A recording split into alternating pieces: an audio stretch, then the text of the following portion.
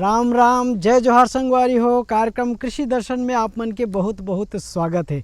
संगवारी हो, हमार आज के यात्रा के शुभारंभ होवत है राजधानी रायपुर ले। और राजधानी रायपुर ले हमन ह जाबो अभनपुर विकासखंड के अंतर्गत ग्राम रवेली में। और रवेली में जाके हमन वहाँ के प्रगतिशील और सफल किसान भाई हरेंद्र अग्रवाल जी से भेंट करबो, ओकर संग गोट बात करबो।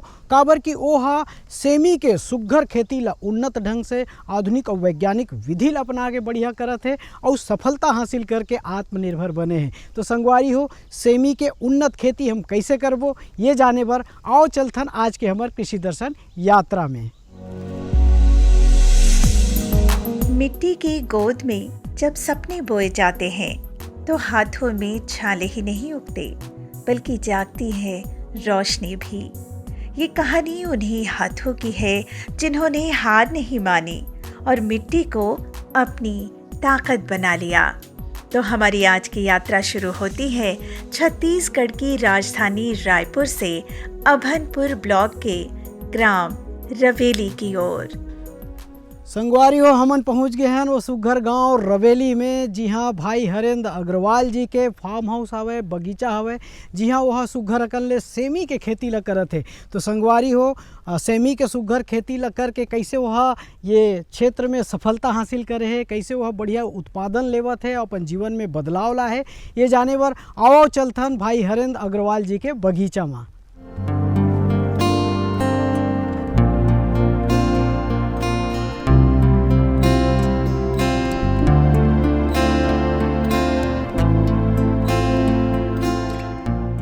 संगवारी हो, हमन पहुंच गए हैं भाई हरेंद्र अग्रवाल जी के फार्म हाउस में। सुंदर बगीचा आप मन देखा था, मोर चारों तरफ आप मन देखा था बढ़िया सुघ्घर सेमी के फसल ह लहलहावत है, बढ़िया फूल हम आते हैं और फल ह घलोक बढ़िया लग चुके हैं। संगवारी हो, ये सब मेहनत और ओकर मेहनत के परिणाम है भाई हरेंद्र अग्रवाल जी, जो शुरुआती जीवन में काफ़ी कठिनाई के सामना करी, बहुत परेशानी उठाई से, पारिवारिक लालन पालन में घलोक ओला दिक्कत आत रही से।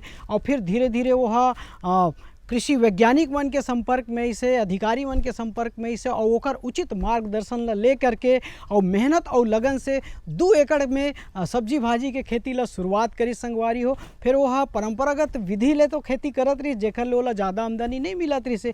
फिर उचित मार्गदर्शन और उन्नत तकनीकी आधुनिक विधि ला इस्तेमाल करके वह सुघ्घर उन्नत खेती ला जब करी तो ओकर से ओला भरपूर उत्पादन मिली से, और भरपूर उत्पादन मिली से तो ओकर आर्थिक आमदनी घलोक बढ़ोतरी होई से, जेकर ले ओकर जीवन में बदलाव आए। तो संगवारी हो, कैसे ढंग से परेशानी से जूझत वह सामना करत ये कृषि के क्षेत्र में आगे बढ़ के सफलता हासिल करे है और आत्मनिर्भर बन के आज खुशहाल जीवन जिया है। आओ जानथन भाई हरेंद्र अग्रवाल जी से। ग्राम रवेली, जहां एक समय तक ज्यादा विकास नहीं हुआ था, सुविधाएं सीमित थी और जीवन काफी हद तक परंपरागत खेती पर निर्भर था। यहीं रहते हैं हरेंद्र कुमार अग्रवाल, एक साधारण किसान जिनकी जिंदगी भी कभी साधारण संघर्षों से भरी हुई जिंदगी थी। सबसे पहले मेरे परिवार में मैं सोचा कि खेती करूं कि नहीं करूं। पढ़ाई करने के बाद सोचा कि मेरे अच्छा सा जॉब लग जाएगा, लेकिन मैं देखते देखते 4-5 साल हो गए, मेरे को जॉब लगा ही नहीं। अंत में मैं सोचा कि मेरे घर में जब ऑलरेडी मेरे पास ज़मीन है तो मैं खेती क्यों ना करूं।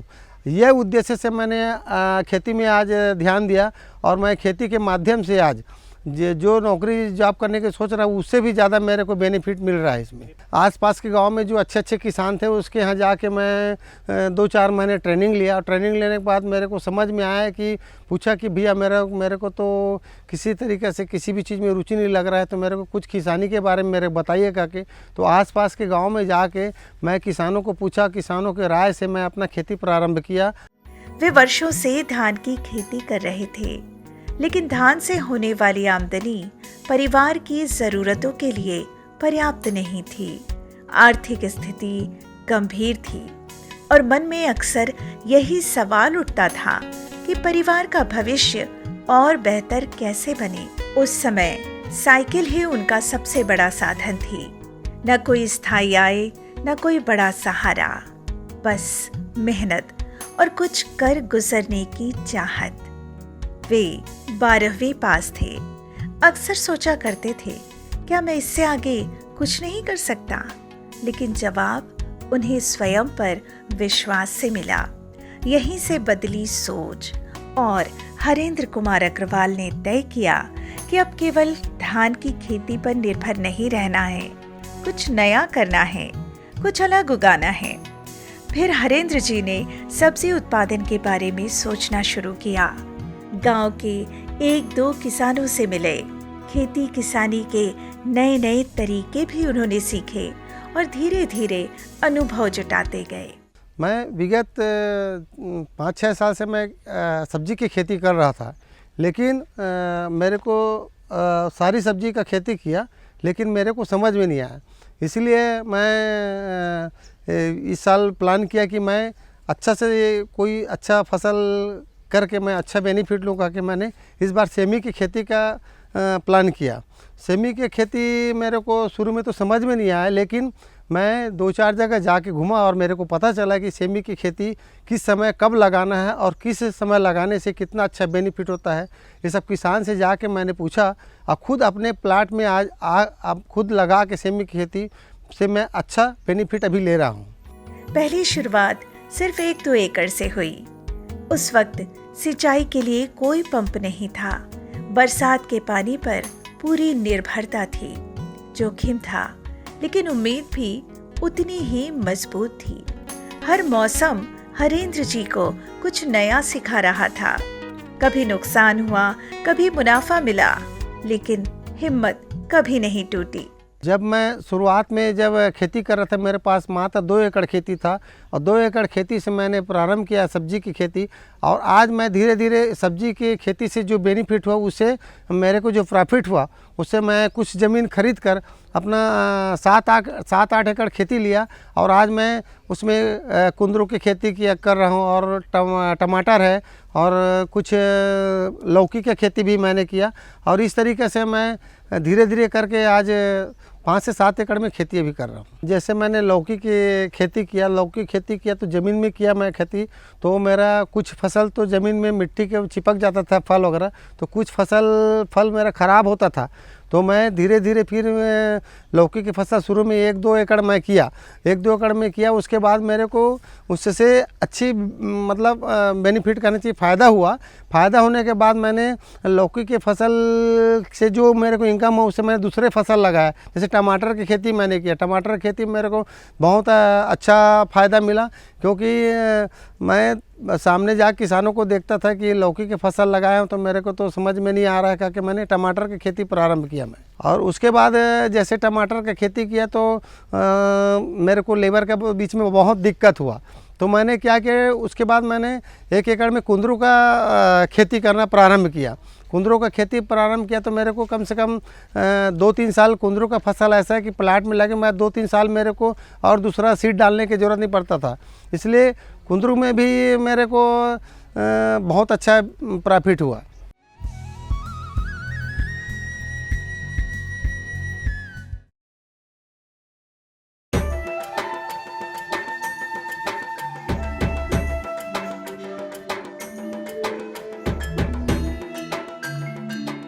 ये जो हरे भरे पेड़ और उन पर लगे गुच्छेदार फल दिखाई दे रहे हैं, ये वास्तव में हमारे किसान भाइयों के आर्थिक और सामाजिक जीवन में सुख समृद्धि के रंग भरने की क्षमता रखते हैं।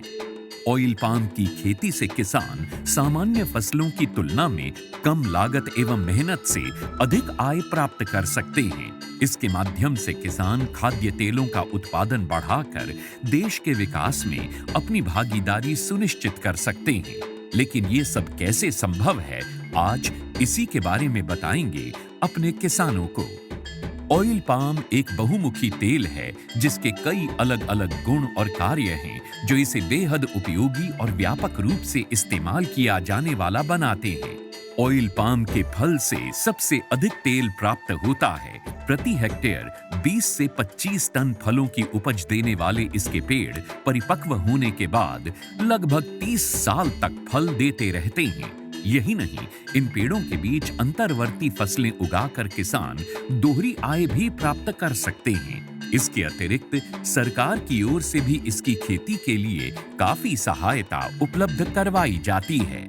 भारत सरकार की ओर से 2021-22 में खाद्य तेलों पर राष्ट्रीय खाद्य तेल मिशन, तेल palm national mission on edible oils, oil palm NMEO-OP की शुरुआत की गई।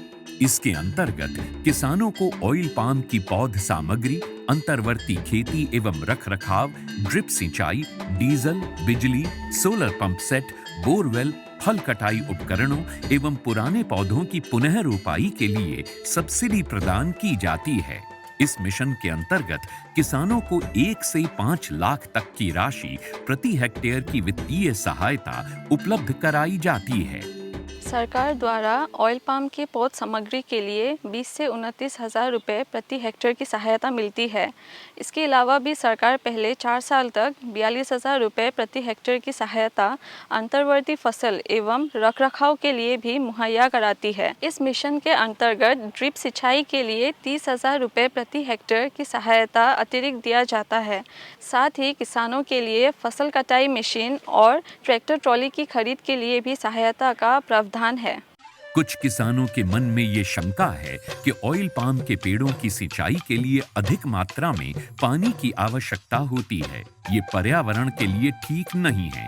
कुछ ये भी कहते हैं कि ये धरती के उपजाऊपन के लिए भी हानिकारक हैं। किंतु जिन किसानों को ऑयल पाम की खेती से आज लाखों रुपए की वार्षिक आय प्राप्त हो रही है, उनका कहना है कि ये सारे संचय निराधार हैं। ऑयल पाम का खेती में धान और गन्ने से कम पानी लगता है। इसमें गवर्नमेंट का तरफ से ड्रिप सिंचाई के लिए पैसा भी दिया जाता है। मैंने 2015-16 से ऑयल पाम की खेती की है और इससे पर्यावरण को कुछ नुकसान है ही नहीं। और इनका जो पेड़ पौधा होता है, इनसे हम मल्चिंग भी यूज़ करते हैं और इनका यूज से हम काफ़ी सारा ज़मीन में नमी लेते हैं। और इनके अंदर इंटरक्रॉप जो है, जो कपास वगैरह लगाते हैं तो हम डबल गुण आय लेते हैं और अच्छा रहता है। ऑयल पाम की खेती के लिए मुझे सरकार ने पौधे सीडलिंग देते हैं। वो जब बड़ा हो जाता है, जो फल जो देता है, हर महीने सरकार उसी फल खरीदने के लिए एक रेट बना के देते हैं। वही रेट पे कंपनी खरीद लेते हैं। मैं काट के इकट्ठा कर देता हूँ, कंपनी उठा के लिए जाते हैं। ऑयल पाम के लिए सरकार उत्पादों की तत्काल खरीद करती है। साथ ही सरकार एक वायबिलिटी मूल्य भी घोषित करती है, ताकि यदि भाव अचानक गिर जाए तो उस अंतर का भुगतान सरकार किसानों को करती है। सच तो ये है कि ऑयल पाम की खेती हमारे किसानों को और अधिक समृद्ध और ग्रामीण अर्थव्यवस्था को और अधिक सशक्त बना रही है। आप भी इसकी खेती और सरकारी सहायता का लाभ उठाएं और अपनी आर्थिक स्थिति को बेहतर बनाएं।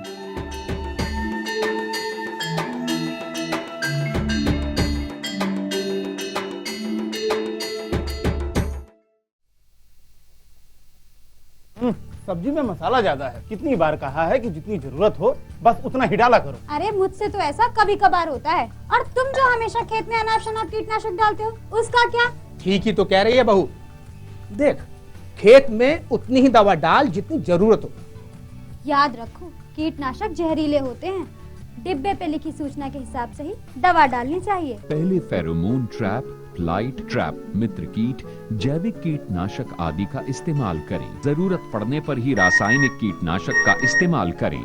छिड़काव सुबह या शाम दस्ताने, मास्क और पूरी आस्तीन वाले कपड़े पहनकर करें। हवा की दिशा में छिड़काव करते हुए पीछे जाएं। दवा के डिब्बे, छिड़काव यंत्र सुरक्षित जगह पर रखें। अब कुछ समझे क्या? हाँ, समझ गया मेरी रानी। अब ना करो नादानी। इसने पिला दिया ना तुझे पानी।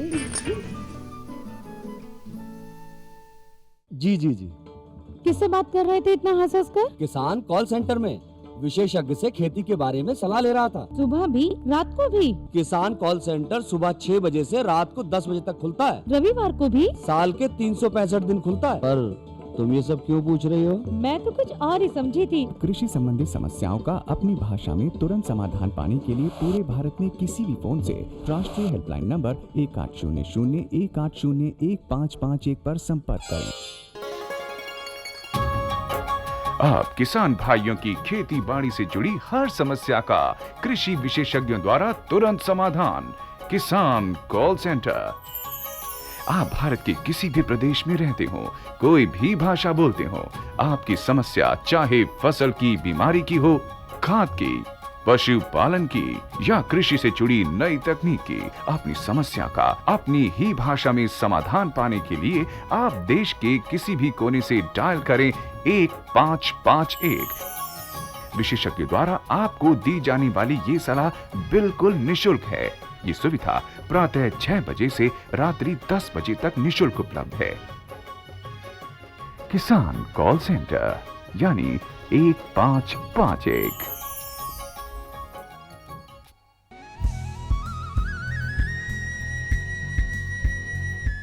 संगवारी हो, सेमी के सुग्घर खेती ला करना है तो हमन ला जल प्रबंधन और खाद प्रबंधन में घलो ध्यान दे के जरूरत पड़थे।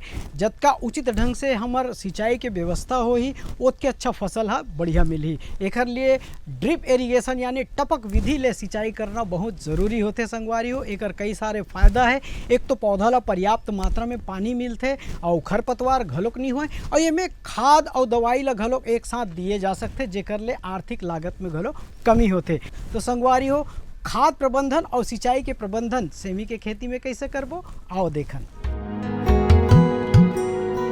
हरेंद्र जी को सरकारी योजनाओं की जानकारी मिली।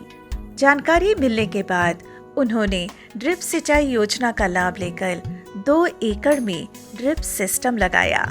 पानी की बचत हुई, फसल की गुणवत्ता में सुधार आया और उत्पादन बढ़ने लगा। पहले मैं ड्रिप और मल्चिंग का उपयोग नहीं करता था मैं, लेकिन धीरे धीरे मैं किसानों से मिला कि कहाँ ड्रिप का सब्सिडी कुछ मिलता है क्या, ऐसा करके पूछा तो वो बोला कि हाँ सब्सिडी तो मिलता है। बोले कि तो मैं अपने जो खाते के रकबा है उसके एवज में मैं ड्रिप लगाया, और ड्रिप लगाया तो मैं बोला कि भैया मेरे को लेबर का बहुत ज़्यादा प्रॉब्लम आता है। तो बोले कि मल्चिंग भी लगा सकते हो, मल्चिंग लगाओगे तो आपको लेबर कम खर्चा आता है, क्योंकि घास जो रहता है वो जितना भी हम खाद जो ज़मीन में डालते हैं उसको घास ही खा देता है। इसलिए मल्चिंग लगाने से फ़ायदा हुआ कि जो मल्चिंग लगाने के बाद जो खाद हम देते थे उसको बराबर पौधा लेना चालू किया, तब कहीं जाके मेरा फसल अच्छा से हुआ। एक चुनौती अब भी उनके सामने थी, और वो थी मजदूरी की बढ़ती लागत। इसका समाधान भी उन्होंने तकनीक में खोजा। मल्चिंग शीट का प्रयोग किया, इससे नमी बनी रही, खरपतवार कम हुआ और खर्च में भी कमी आई। किसान भाई हो, भाई हरेंद्र अग्रवाल जी हा वैसे तो नाना प्रकार के सब्जी भाजी के खेती ला करत रही से, लेकिन अभी वह उन्नत ढंग से सेमी के बढ़िया खेती ला करत है। संगी हो, सेमी के खेती ला वैसे भी अत्यंत ही लाभदायक खेती माने गए है, काबर कि ये दलहनी फसल आए और ये में प्रोटीन और कई प्रकार के खनिज तत्व पाए जाते, जेकर से ती मनखे मन एला अब्बड़ पसंद करते, और ये हा कम समय में ज़्यादा आमदनी वाला फसल आए। तो भाई हरेंद्र अग्रवाल जी हा सेमी के सुघर खेती ला करके आज बढ़िया आमदनी ला कमावत है। संगवारी हो, तो सेमी के उन्नत खेती हमला कैसे ढंग ले करना चाहिए, एकर लिए खेत के तैयारी हमला कैसे ढंग से करना है, और काबर कि ये बेला वाला नार वाला फसल आए तो एला सहारा के बहुत ज़रूरत होते। तो एकर सहारा दे खातिर मचान हमला तार या बांस के कैसे ढंग से बनाना चाहिए, काबर कि और बांस के मचान बनाए से का फ़ायदा होते, ये जम्मू बात के जानकारी आओ हमन लेथन। हरेंद्र जी की मेहनत रंग लाने लगी थी। खेती का रकबा 5 एकड़ से बढ़कर 7 एकड़ तक पहुंच गया, और इसके बाद हरेंद्र जी ने सेम की खेती शुरू की। सेम एक ऐसी फसल जो कम समय में तैयार हो जाती है, बाजार में हमेशा मांग बनी ही रहती है। सेम की खेती के लिए जल निकास वाली भूमि सबसे उपयुक्त मानी जाती है। कम लागत में अच्छा उत्पादन मिलता है और फसल 60 से 70 दिनों में तैयार हो जाती है। हरी सब्जी के रूप में अच्छी कीमत मिलती है, और यही हुआ सेम की खेती में। सेमी का फसल लगाने के लिए सबसे पहले सितंबर का महीने में अच्छा ज़मीन को जुताई करो। जुताई करने के बाद कम से कम 1 एकड़ में 4 ट्राली गोबर लगता है। 4 ट्राली गोबर डालने के बाद उसको गोबर को सूखा पचा हुआ खाद को प्लाट में अच्छी तरीके से बिछा दो। बिछाने के बाद उसमें रेजर से उसको मांदा बनाना है। मांदा बनाने के बाद पर एकड़ 2 बोरी DAP और 1 बोरी पोटास को मांदे में अच्छे से भरना है। भरने के बाद फिर वो ड्रिप पाइप को हम लोग बिछाते हैं। बिछाने के बाद उसमें मल्चिंग को लगाते हैं। मल्चिंग लगाने के बाद कोई भी बीज डालने से पहले कम से कम 1 दिन पहले उसमें 2-4 घंटा हम पानी ड्रिप से पहले चलाते हैं, ताकि उसमें थोड़ा सा नमी बना रहे। नमी बनने के बाद उसमें हम लोग हर मतलब 2x5 में जैसे लगाते हैं, बीज की जो दूरी रहती है हर 2 फीट में लगता है, और मांदे की दूरी कम से कम 5 फीट में लगता है। तो इस तरीक़े से अपन खेती जो करते हैं सेम के खेती, इसके लिए हमारे पास बहुत अच्छे खाद भी आते हैं, जो ये अपन खाद डाल के अच्छा शुरुआती तौर में हमने जैसे 1919 का के खाद आता है उसको चला सकते हैं। उसके बाद 1261 का के भी खाद आता है, और लास्ट में जब फल और फूल आने चालू हुए तो 13045 का खाद को हम चलाते हैं। हरेंद्र जी ने सेम की खेती की तो इस खेती से भी उन्हें अच्छा खासा लाभ हुआ। अब उन्हें पूरा भरोसा हो गया था कि सही फसल, सही तकनीक और लगातार मेहनत किसान की तकदीर बदल सकती है। वो कभी साइकिल से चला करते थे, आज हरेंद्र जी के पास बाइक भी है और 4 पहिया वाहन भी। आज उनका परिवार सम्मान और खुशहाली के साथ जीवन जी रहा है। हरेंद्र कुमार अग्रवाल की ये कहानी सिर्फ एक किसान की कहानी नहीं है, ये उन सभी लोगों के लिए प्रेरणा है जो सीमित साधनों में भी बड़े बड़े सपने देखते हैं। ये कहानी बताती है कि केवल नौकरी ही नहीं, खेती भी सम्मानजनक और सुरक्षित आजीविका दे सकती है। मेरा भी सपना था कि मैं भी एक सफल कृषक बनूं, और सफल कृषक बन के मेरे पास भी एक अच्छा गाड़ी हो, अच्छा साधन हो, और मैं सामने वालों को देख कि सबके बच्चे अच्छे स्कूल में पढ़ रहे हैं, तो मेरा एक सपना था कि मेरे भी बच्चे अच्छे स्कूल में जाके पढ़ें। और आज मेरी स्थिति ऐसी है कि मैं भी अपने बच्चे को अच्छे स्कूलों में पढ़ा रहा हूँ मैं, और अच्छे शिक्षा प्राप्त कर रहे हैं। और मेरे पास एक काबिलियत है कि मैं सोचता था कि मैं कभी अपने बच्चे को अच्छे स्कूल में नहीं पढ़ाऊंगा, कि मेरी सोच थी, वो सोच आज मेरी बदल गई, क्योंकि इस खेती के माध्यम से मैं अपने परिवार के पालन पोषण, और मेरे पास सारे जो साधन थे, मेरे पास मैं साइकिल से अपना जीवन यापन चालू किया, और आज मेरे पास 2 व्हीलर है, 4 व्हीलर है, और मैं खुद अपने सब्जी को अपने गाड़ी के माध्यम से ले जाके खुद बिक्री करके अच्छा बेनिफिट ले रहा हूँ मैं। किसान भाई हो, बेरा हो गए हैं मनोरंजन के, और आप मन के मनोरंजन के खातिर हम मन लेके आए हैं सुग्घर अकन ले छत्तीसगढ़ी गीत संगीत।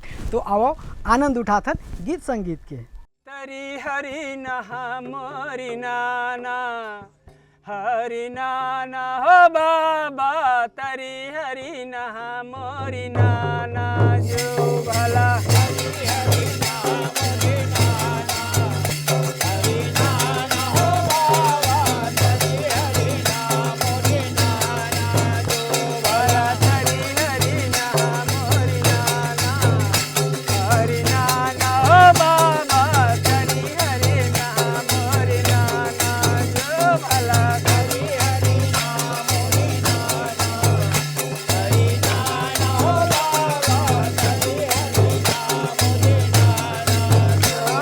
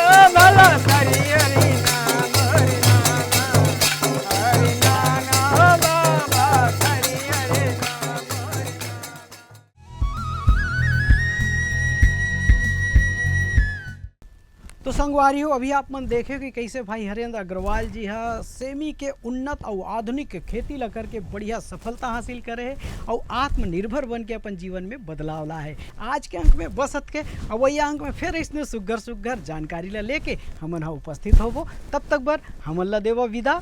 जय जोहार।